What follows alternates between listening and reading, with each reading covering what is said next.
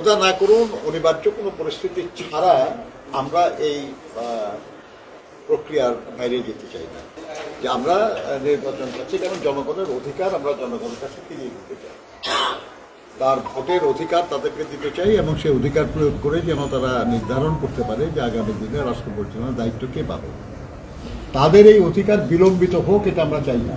নিঃসন্দেহক্রমে আমাদের নেত্রী দেশনেত্রী বেগম খালেদা জিয়া, যিনি গণতন্ত্রের মাতা এবং এই দেশের রাজনীতি দলমত নির্বিশেষে প্রত্যেক মানুষ তাকে শ্রদ্ধা করে, তার আশু রোগ মুক্তি কামনা করে সবাই দোয়া করছে তার জন্য।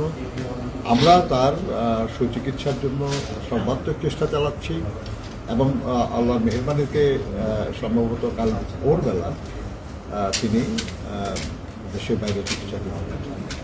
আমরা আশা করি যে উনি দ্রুতই সুস্থ হয়ে উঠবেন। আমাদের এই আকাঙ্ক্ষা তো অনুযায়ী আমরা কিছু আশা করি তো, তাই না, যে এই হবে, তাহলে খুব দ্রুত উনি সুস্থ হবেন। এবং এটাই বিবেচনা রেখে আমরা খেয়াল করেছেন যে আমরা আজকেও কিন্তু আরও কিছু প্রার্থীর নাম ঘোষণা করেছি, অর্থাৎ আমরা নির্বাচনী প্রক্রিয়ায় আছি। খোদা না করুন অনিবার্য কোনো পরিস্থিতি ছাড়া আমরা এই প্রক্রিয়ার বাইরে যেতে চাই না। তো কাজে আমরা আশা করি যে আল্লাহর মেহেরবানি নির্বাচনী দর্শক ঘোষণা হতে পারে, যা হচ্ছে উনি দ্রুতই সুস্থ হয়ে আমাদের মধ্যে ফিরে আসবেন এবং এসে উনি এই প্রক্রিয়ায় যুক্ত হবেন। আমরা তো বরাবর যত দ্রুত সম্ভব নির্বাচনের দাবি জানিয়ে আসছি, আজকে থেকে না, আমাদের 14-15 বছর থেকে আমরা যেতেছি যে আমরা নির্বাচন করছি কারণ জনগণের অধিকার আমরা জনগণের কাছে ফিরিয়ে দিতে চাই, তার ভোটের অধিকার তাদেরকে দিতে চাই এবং সেই অধিকার প্রয়োগ করে যেন তারা নির্ধারণ করতে পারে যে আগামী দিনে রাষ্ট্র পরিচালনার দায়িত্ব কে পাবে।